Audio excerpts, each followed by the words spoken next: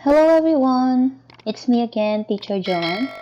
This tutorial is for Statistics and Probability, a subject which is intended for grade 11 senior high school students in the Philippines.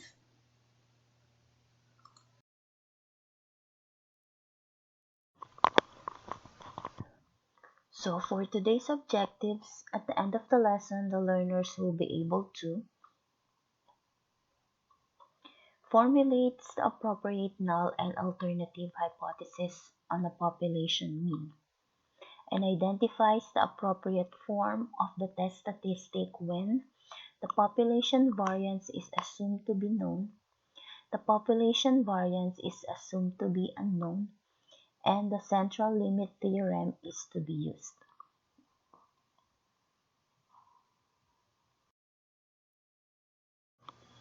So the topic is still under hypothesis testing. So we'll be discussing null and alternative hypotheses and the test statistic. So let us recall the two kinds of hypothesis.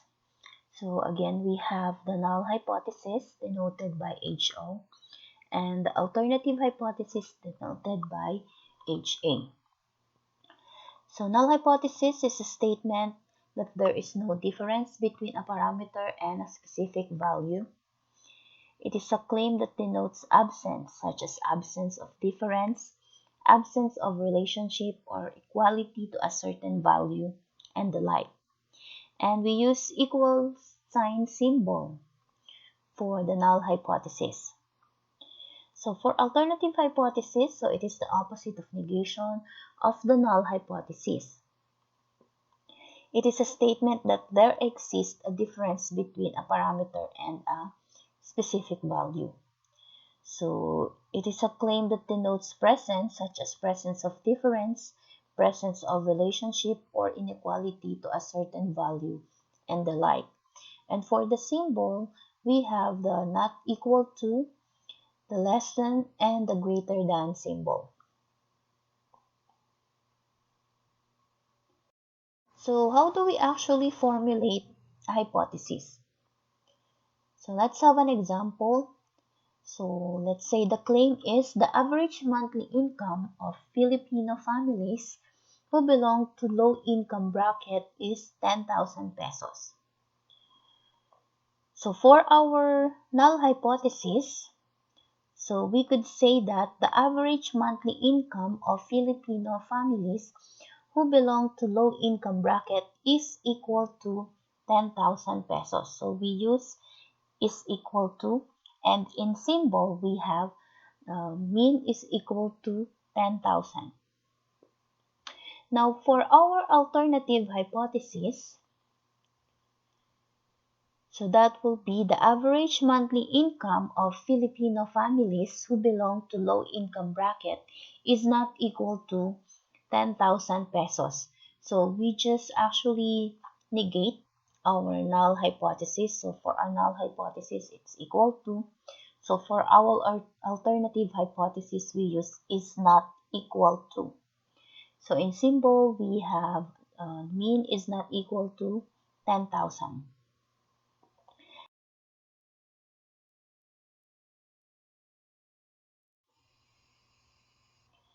So the claim is the average number of hours it takes a grade 11 student to answer the learning activities in this module in a specific subject is less than 1.5 hours. So for our null hypothesis, so we could say that the average number of hours a grade 11 student takes to answer the learning activities in this module in a specific subject is equal to 1.5 hours.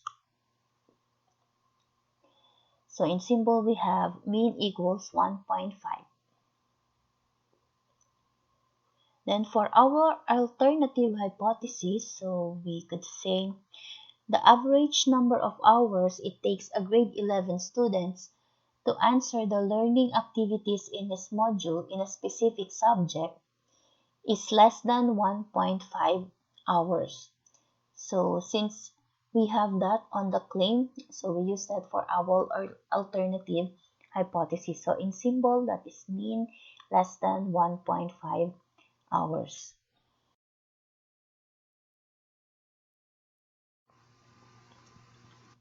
Okay, next example. So the claim is the average weight loss for a sample of people who exercise 1 hour per day for 5 weeks is greater than 3.7 kilogram. So for our null hypothesis, so the average weight loss for a sample of people who exercise 1 hour per day for 5 weeks is equal to 3.7 kilogram. So remember, for our null hypothesis, we use is equal to. So in symbol, we have mean is equal to 3.7. So to counter that, we have the alternative hypothesis. So we have the average weight loss for a sample of people who exercise 1 hour per day for 5 weeks is greater than 3.7 kilogram. So that is actually coming from the claim. So in symbol, we have mean is greater than 3.7.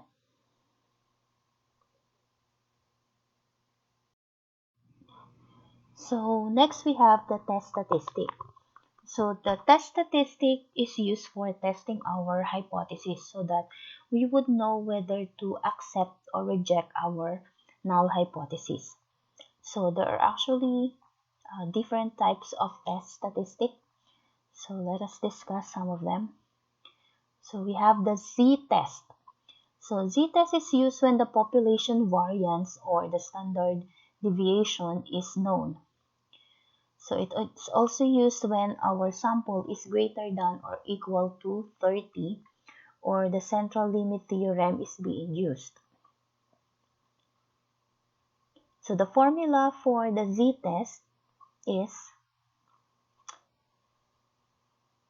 where mu sub O is the claimed population mean. We have the sigma is the population standard deviation.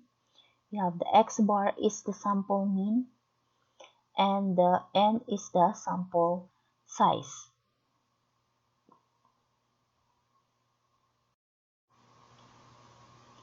So we have decision rule for the critical method for z-test. So if the z computed is greater than or equal to the z critical, so we reject the null hypothesis. But if the z computed is less than the critical region or the z critical, we accept the null hypothesis or we do not reject the null hypothesis. So for the sign, when we actually compute for the z, so negative sign of the computed c is disregarded when we are comparing it to the critical value of c when we are using two-tailed or one-tailed, which is left-tailed.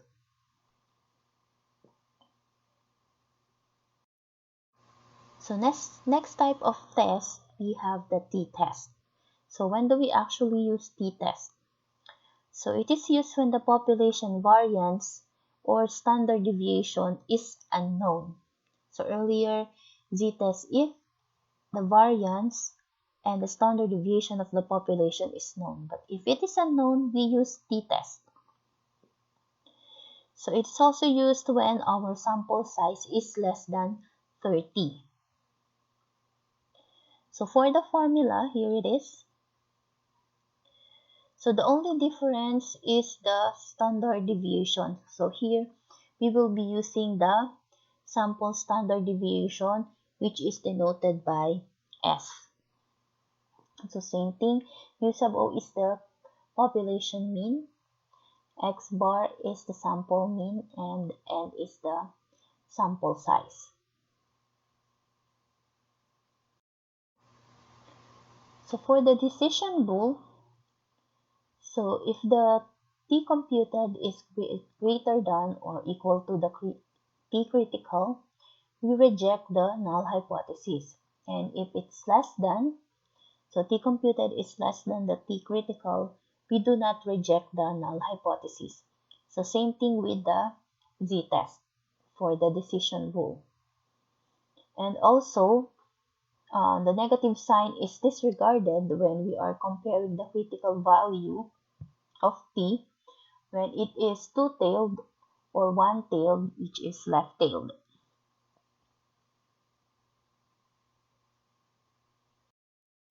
So let's have some examples. So let's say Z critical is equal to 1.96 and the computed Z is 1.82. So what will be our decision? So since the computed Z is less than the critical value of Z, the null hypothesis is not rejected. So let's have another one. So the Z critical is equal to 2.33 and our Z computed is 2.58.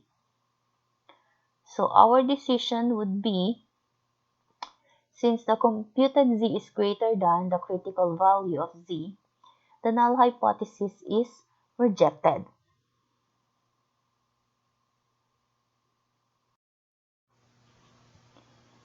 So next example, we have the critical value of T is 1.77 and the computed value of T is 2.05.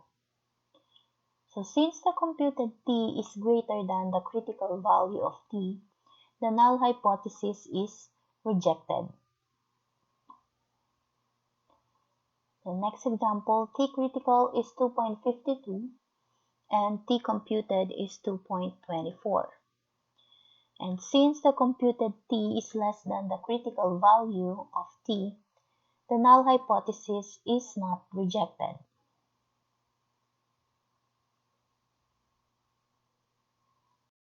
Now let us check what have we learned for today's lesson.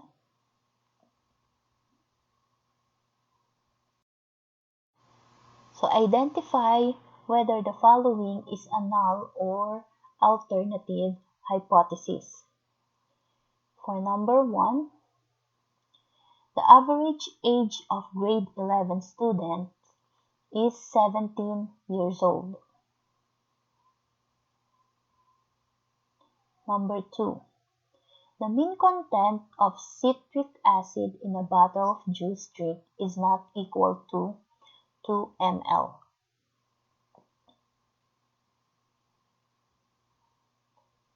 Number 3, the mean weight of newborn babies is 0.5 kilogram. Number 4, the average IQ of grade 11 students is less than 108.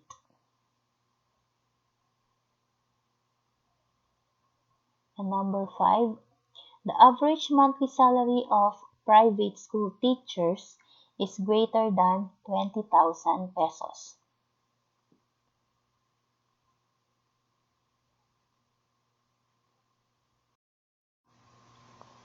So now let us check the answers. Let's see if you got it correct. For number 1, that is null hypothesis. Number 2, we have alternative hypothesis. Number 3 is null hypothesis. Number 4 is alternative hypothesis. And number 5 is alternative hypothesis. So I hope you got all the correct answers, and good job for today. So we're done for today, and thank you very much. I hope you learned a lot, and see you in our next lesson. Bye!